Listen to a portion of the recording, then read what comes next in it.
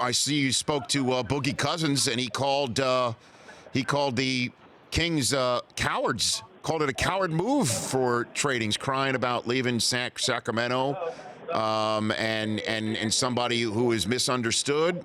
Or is he the guy who Howard Beck from Bleacher Report came on, said a general manager in the league said if he acquired him, he'd cut him? Who is this guy then? Well, I guess that general manager doesn't really like winning. I think he's a combination of a lot of things. He certainly has made some mistakes. I'm not going to sit here and say he's an angel. I also think that playing for the Kings is about as dysfunctional of an organization as you could play for. He's a guy that if it's a really losing situation, I think it could bring the worst out of him at times. And to me, I think they both need a divorce, the Kings and him. And hopefully this will go for the better. But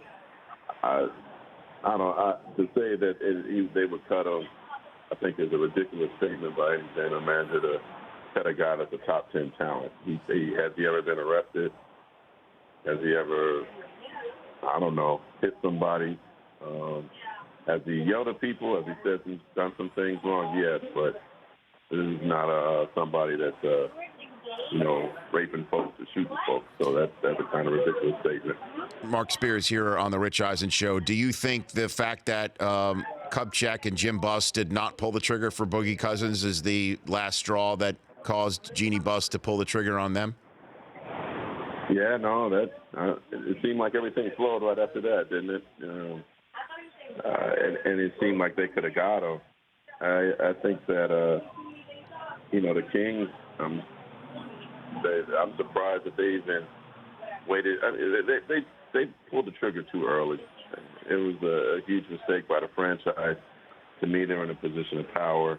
They could have waited to the 11th hour, and I think they would have had a couple deals. In fact, I talked to DeMarcus' agent yesterday, and he said it's funny to him that the Kings beat him up, saying that he could have hurt any potential trades, when he said they would have gladly would have helped him, and he knew several teams that were interested. With the Kings, you're still talking about a inexperienced front office that's still trying to figure it out.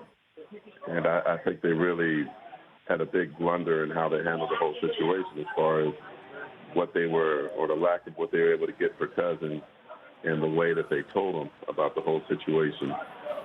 So to me, when you have somebody that's that good, even with some of the problems that he's had, you got to get more than Buddy Hield and a 1-3 protected first-round pick. The Rich Eisen Show, weekdays at noon Eastern on Audience.